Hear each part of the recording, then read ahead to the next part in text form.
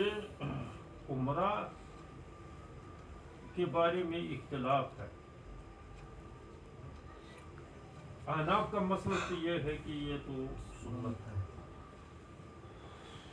عمرہ کرنا کم سے کم ایک عمرہ اور بار بار عمرہ کرنا تو یہ فضیلت ہے. تو لیکن ایک عمرہ کو عمر کے اندر بار سنت. امام شافعی رحمۃ اللہ علیہ کا قول بھی امام ترمذی رحمۃ اللہ نے یہاں نقل کیا ہے کہ وہ کہتے ہیں سنت. لیکن یہاں سنت کے لفظ معنی وجوب کے، کیونکہ آگے اس کی وضاحت آئی ہے. قال الشافعی العمرۃ سنت لا نعلم احدا رخص فی ترکها. کسی نے اس کے ترک کرنے میں اجازت نہیں ہے. اس کے دلیل کیا ہے؟ وہ یوں کہتے ہیں کہ یہ حدیث جو ہے، اس حدیث سے بھی امام شافعی استدلال کر سکتے تھے، لیکن کیونکہ یہاں سائل نے سوال کیا کہ یہ واجب ہے، تو انہوں نے فرمایا لا نہیں. تو اگر تم عمرہ کرو گے تو یہ افضل ہے. لیکن یہ حدیث جو ہے یہ ضعیف ہے.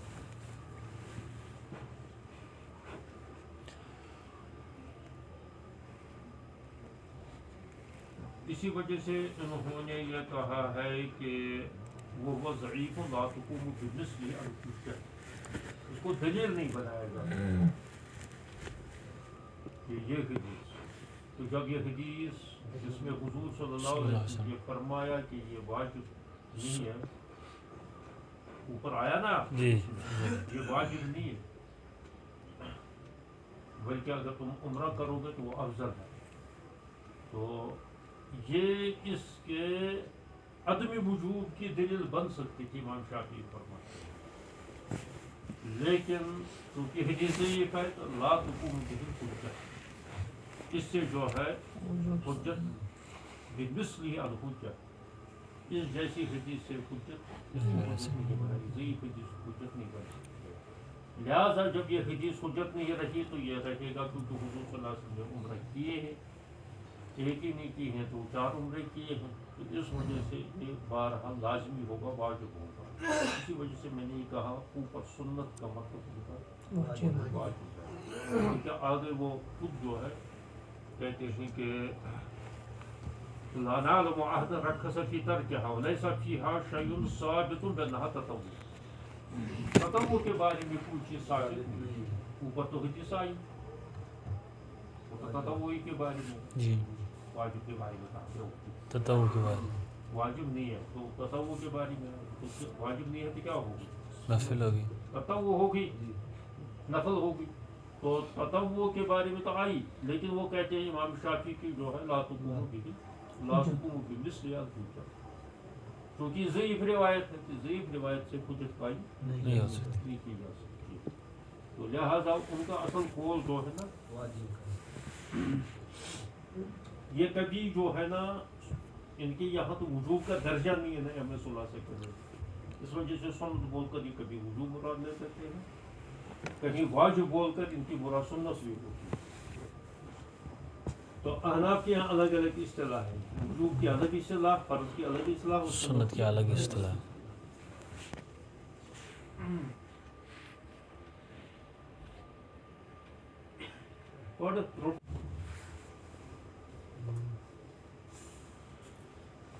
ایک حدیث اس کی یہ دلیل بن سکتی تھی کہ حضور علیہ الصلوۃ والسلام نے یہ فرمایا کہ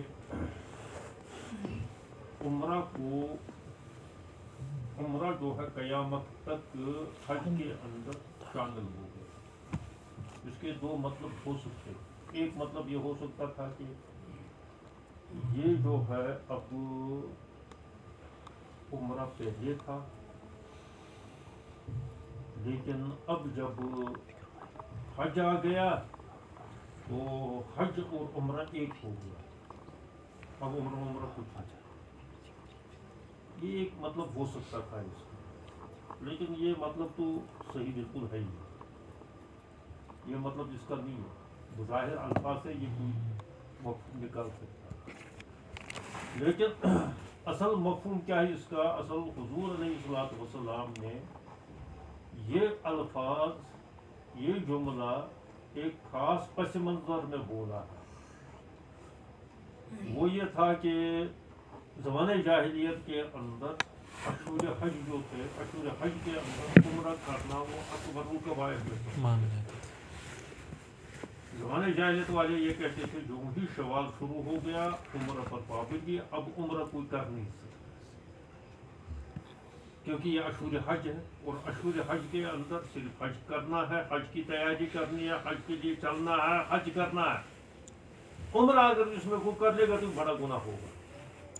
اسی وجہ سے شروع میں نے پہلے یہ آیا تھا وہ بات، میں نے یہ کہا تھا حضور علیہ الصلوۃ والسلام اسی تصور کے مطابق مدینہ سے حج افراد کا جو ہے احرام باندھا تھا. بعد میں جب مکہ کے قریب پہنچی تو وہ حکم لازم ہوا ہے کہ آپ جو ہے لوگوں سے کہہ دیں کہ وہ عمرہ کی نیت کریں جن کے ساتھ ہدیہ نہیں ہے. حضور صلی اللہ علیہ وسلم نے اعلان کر دیا کہ جن لوگوں کے پاس ہدیہ نہیں ہے وہ ذرا جو ہے عمرے کی نیت کر لیں، نیت کو بدل دیں، اور جب وہ عمرہ سے فارغ ہو جائیں تو فارغ ہونے کے بعد جو ہے پھر بعد میں حج کے ایام آ جائیں گے تو حج کے ایام میں حج کا احرام باندھ. وہ گھراں بھی گزر تھا کیونکہ انہوں نے سوچا تھا کہ ابھی ہم آئے ہیں تو اب احرام ابھی کھولیں گے پھر یہ کیا ہوگا. ان کے تصورات وہی تھے، ابھی مسئلہ ابھی واضح نہیں ہوا تھا، ماحول نہیں بنا تھا ابھی. تو اس معنی کر کے حضور صلی اللہ علیہ وسلم نے یہ فرمایا ہے کہ یہ عمرہ جو ہے حج کے اندر شامل ہو گیا ہے قیامت تک. یعنی اب عمرہ تم کسی بھی پورے سال کسی بھی وقت کر سکتے ہو، حتیٰ کہ اشہر حج کے اندر بھی کر سکتے ہو، حتیٰ کہ حج کے ایام سے پہلے، حج کے ایام شروع ہونے سے پہلے بھی عمرہ کر سکتے ہو. ایک دن پہلے بھی کر سکتے ہو، حتیٰ کہ یہ بھی کر سکتے ہو کہ حج کے ساتھ ملا کر بھی کر سکتے ہو، جس کو قران کہتے ہیں. یہ مطلب ہے اس کا اصل. تو اس وجہ سے عمرہ جو ہے اللہ تبارک و تعالیٰ نے قیامت تک جو ہے اس کو ہر موقع پر جو ہے جائز قرار دے دیا. زیادہ سے زیادہ یہ حج کے ایام جو ہیں جب شروع ہوتے ہیں، اصل تو 9 تاریخ کی صبح سے 8 میں تو جانا پڑتا ہے نا، تو 9 تاریخ کو اس کو نکلنا پڑتا ہے عرفات کے لیے. اگر اس وقت کو یہ سوچے یہ پھر یہ 5 دن ہے اس کے حج کے، ان 5 دنوں کے اندر عمرہ نہیں کر سکتا ہے. حج کے 5 دنوں کے اندر الگ سے عمرہ. ہاں اگر تمتع کوئی کرنا چاہے تو پہلے کر لے، اس سے پہلے 8 تاریخ سے پہلے فارغ ہو جائے. یہاں اگر کسی کو کرنا ہے تو انہی سے تو وہ احرام باندھ لے، احرام باندھتے وقت جو ہے قران کی نیت کر لے تو حج اور عمرہ کو ایک ساتھ ملا لے. تو یہ فرمانے کا مقصد تھا. یہ امام ترمذی رحمۃ اللہ علیہ اس کی وضاحت تھی. معنی هذا الحدیث ان اهل الجاہلیہ كانوا لا يعتمرون في اشهر الحج فلما جاء الاسلام رخص النبي صلی اللہ علیہ وسلم في ذلك قال دخلت العمرة في الحج الى يوم القيامة يعني لا باس بالعمرة في اشهر الحج واشهر الحج شوال وذو القعدة واشهر من ذي الحجة. یہ تو ہے اشهر الحج. لا ينبغي للرجل یحل بالحج الا فی اشہر الحج. اشہر حج کے اندر جو ہے شوال شروع ہو گیا ہے تو احرام کوئی باندھ سکتا ہے، حج کا احرام باندھ سکتا ہے. لیکن ہوگا کوئی وہ پاگل ہی کہ جو اتنا 2-2.5 مہینے پھر احرام کی وہ پابندی کہاں کر پائے گا. بہت مشکل ہے. نہانا نہیں ہے، کنگا نہیں کرنا ہے، اس کو جو ہے باقی لوازمات ہے، پابندیاں ہے احرام کی جو بڑی مشکل پڑ جاتی ہے. ایسا نہیں ہے، لیکن اگر کوئی کر لے گا تو یہ صحیح ہوگا. اگر اشہر حج سے شوال سے پہلے کسی نے باندھ لیا تو یہ گناہ ہو تو ہوگا، لیکن احرام صحیح ہوگا. احرام صحیح ہوا، البتہ یہ کیا ہوگا؟ گناہ ہوگا. अशूर हज से। अशूर हज दाखिल होने के बाद बेहतर सूरत ये है कि बस चंद दिन बाकी रहे तो फिर चाहे हज इफराद कर ले, चाहे हज तमत्तु कर ले, चाहे वो जो है क़िरान कर ले, जो भी सूरत है, तो ताकि वो ज़्यादा मुद्दत पाबंदियों का तो पाबंदियाँ बर्दाश्त करने का पर बोझ उसको न पड़े। तो बहरहाल ये अशूर हज है। एक है अशूर हुरुम। अशूर हुरुम ये ज़माने जाहिलियत के अंदर ये 4 महीने थे। इसमें रजब है, ज़िलक़अदा है, ज़िलहज्जा है और मुहर्रम है। ये 4 महीने अशूर हुरुम। ये अशूर हुरुम भी जो चले आ रहे थे हज़रत इब्राहीम अलैहिस्सलाम के दौर से। इनको अशूर हुरुम इस वजह से कहा जाता था कि इन 4 महीनों के अंदर आपसी कबायली जो लड़ाइयाँ होती थी, झगड़े होते थे, तो इनमें लड़ाई बंद हो जाती थी, एहतियात कर लेते थे और इनमें या आपस में लड़ाइयाँ झगड़े वगैरह, दूसरे कबीले पर हमला या जंग ये करना, ये अहले जाहिलियत भी हराम समझते थे, ममनू समझते थे। हुजूर सल्लल्लाहु अलैहि वसल्लम के दौर में भी ये था। हुजूर अलैहिस्सलातु वस्सलाम ने भी इसका लिहाज कर लिया। ऐसे वो वाक़ा आता है कि जब हुजूर सल्लल्लाहु अलैहि वसल्लम ने जो है 29 शाबान को वो एक सरिया भेजा था शाबानी के अंदर, तो 29 शाबान को उन्होंने जो है वहाँ काफिला जो है जा रहा था, तो 2 ही आदमी थे वो सरिया के, 2 ही आदमी थे, तो उन्होंने उनको भगाया और वो 200 ऊँट उनको जो है छीन करना है। बाद में वो आ गए, ये 29 शाबान का ये 29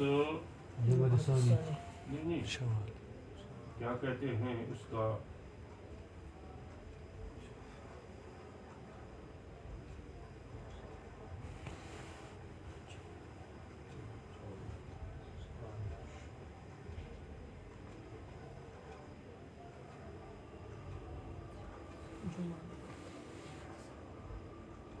अच्छा 29 शवाल ही था शायद, ये रिवायत आई है ना।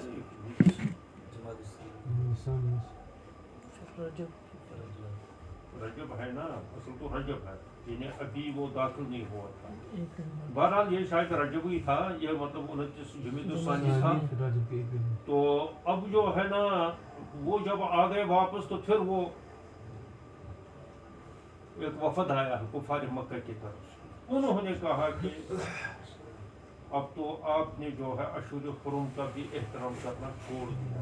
मैंने कहा क्या बात हुई? कहा कि उन्होंने तो जो है हमें रुका, तो वो तो समझते थे, जो 2 सहाबी गए थे वो समझते थे तो ये तो 29 जमीदुस्सानी है, तो लिहाजा अभी अवल नहीं होगी। हालांकि वो उस रोज जो है यक में रजब था, तो इस वजह से फिर बाद में हुजूर सल्लल्लाहु अलैहि वसल्लम ने उनको जो है वो वापस कर दिए। तो गर्ज ये है कि इसका एहतराम भी बताने का मकसद ये है कि इन अशूरी हुरुम का एहतराम नबी अलैहिस्सलाम ने भी किया। क्या अब भी है इसका? इसमें फुक़हा का इख्तिलाफ है, क्या अब भी इसका एहतराम किया जा सकता है? अलबत्ता फिर फुक़हा ने ये लिखा है कि अगर कुफार की तरफ से, अब तो ये मसला ही ख़त्म हो गया, लेकिन अगर बिलफर्ज किसी वक्त कुफार की तरफ से, और ये भी एक मसला है इसमें कि ये हरम ये इसमें हिजाज के अंदर है ये पाबंदियाँ या तमाम मुल्कों के अंदर। तो अब हिजाज के अंदर तो अहले इस्लाम तो अहले कुफर की लड़ाई तो ख़त्म, क्योंकि वहाँ तो अब अहले इस्लाम ही है, अब तो काफिर वहाँ नहीं, इस वजह से वहाँ ये मसला ख़त्म हो गया। बाकी इलाकों के अंदर तो बाकी इलाकों के अंदर अशूर हुरुम का मसला है ही, तो इस वजह से बाद फुक़हा ये कहते हैं कि अब तो दूसरे इलाकों में तो कोई मसला नहीं है, लिहाजा वो जिस वक्त तो इन महीनों में भी जंग करना चाहे तो कर लें, उसमें तो कोई अशूर हुरुम का तकद्दुस अब बाकी नहीं है।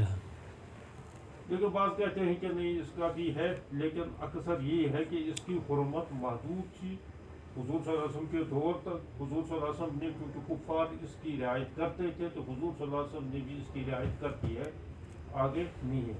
تو خیر یہ اشہری حرم جو ہے اس میں یہ اس طریقے سے ہے، اس میں رمضان اور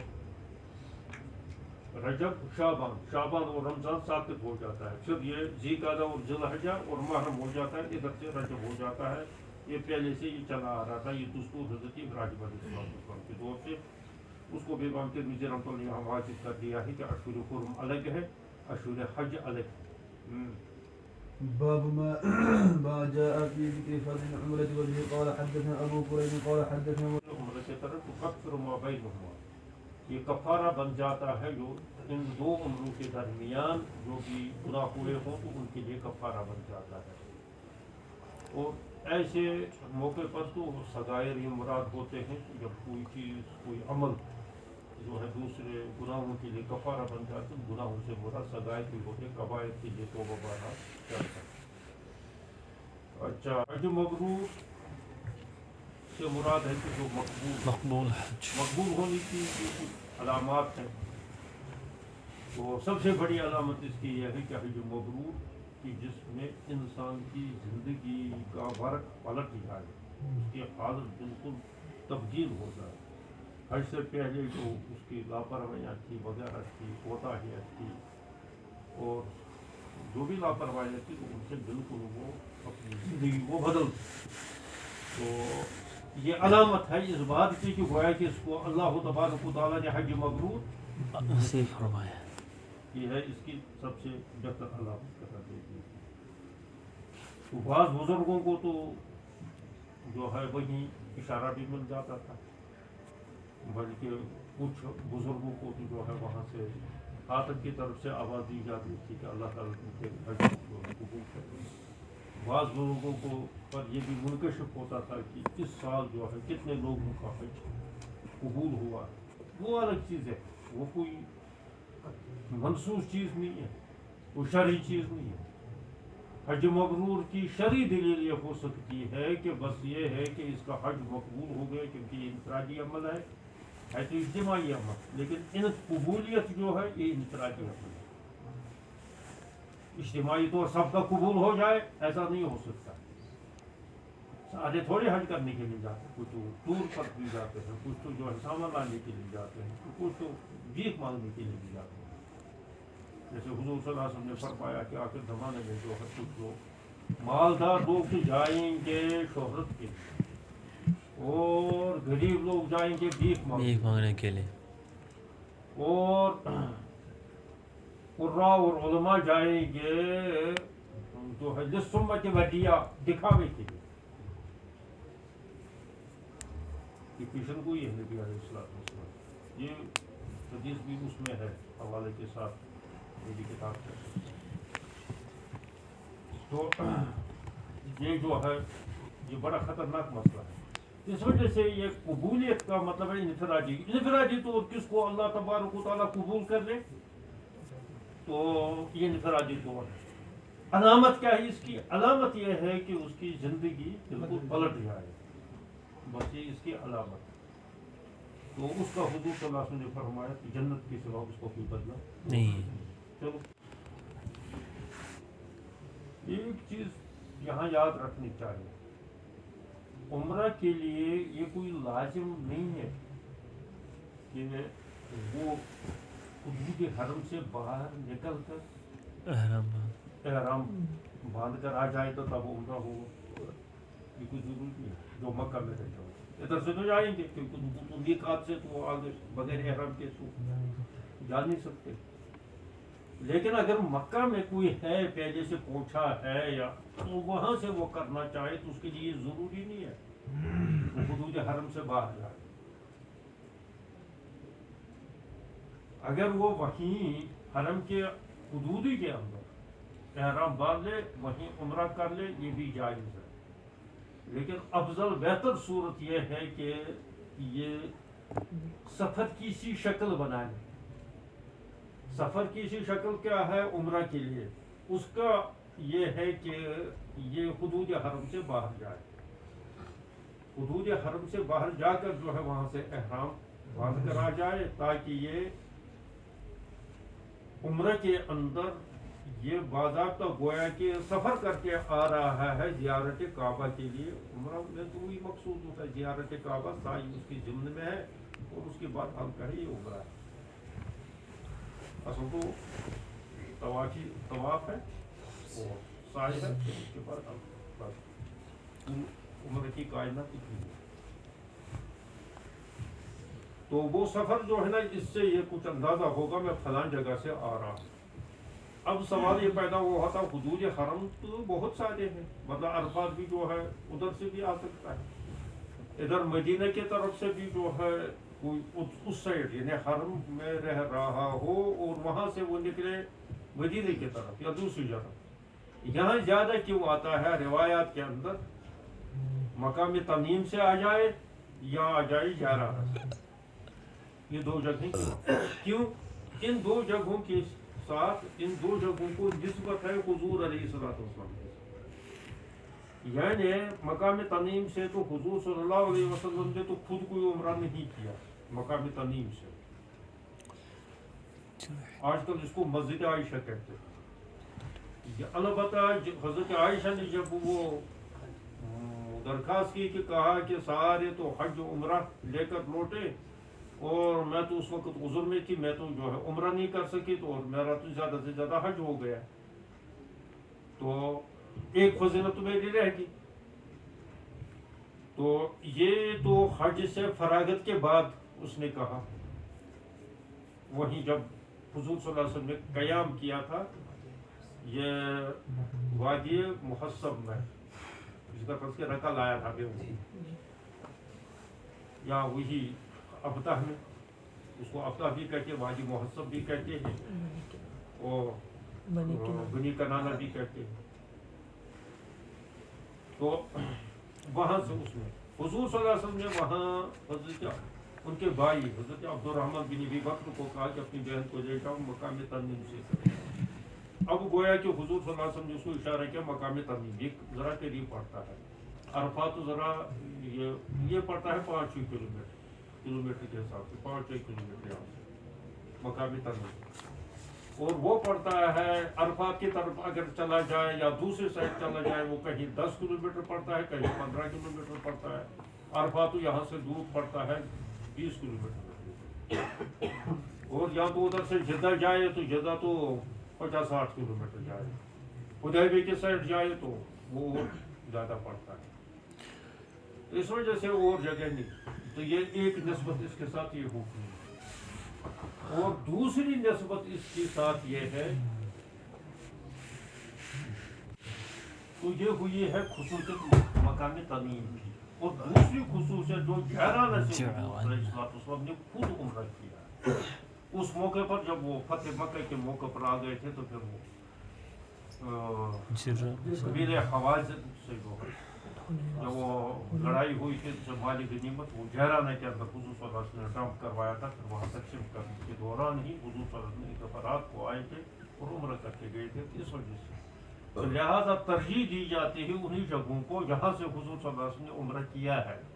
آج بھی مکہ کے اندر جب ہم پہنچ جاتے ہیں بعد میں کسی کو خیال آتا ہے کہ چلو میں یہاں بیٹھا ہوا ہوں 5-10 دن تو میں عمرہ 2-3 کروں گا، تو یہ سفر کی نوعیت متعین کرنے کے لیے، کیونکہ یہ اس کے بعد جو ہے مقام تنعیم سے پرے یا مقام جعرانہ سے پرے تو ہل شروع ہو جاتا ہے.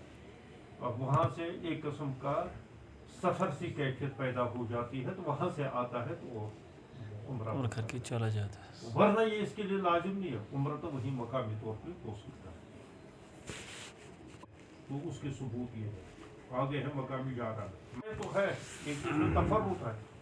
صرف یہ ایک صحابی جو ہے محدث کعبی ہی اس کی روایت کر دیتے ہیں، اور دوسری بات یہ ہے کہ عام لوگ اسی کھپی تو اس کو کھپی ہونے کی اس کی شہرت نہیں ہوئی، یعنی یہ لوگوں کو سب کو پتہ نہیں چلا تھا، کیونکہ حضور صلی اللہ علیہ وسلم رات کو نکلے تھے اور صبح کو فوراً جو ہے حضور صلی اللہ علیہ وسلم چلے گئے تھے مقام سرف پر. تو یہ اس وجہ سے لوگوں کو پتہ بھی نہیں چلا تھا. یہ تو اکیلے حضور صلی اللہ علیہ وسلم کو ایک شخص ایک دو شخص جو ہے شاید ساتھ تھے تو بس اس وجہ سے عام طور پر اس کی نہیں ہوگی. تو لیکن بہرحال اس کا ہے ثبوت اور کوئی ثبوت ہونا بھی ضروری نہیں ہے. اصل تو یہ ہے کہ حدود حرم سے باہر نکلے کسی ہل کے مقام کی طرف کہیں بھی چاروں سائڈ تو بس وہ ہے یہ اصل اس میں افضلیت کا درجہ ہے.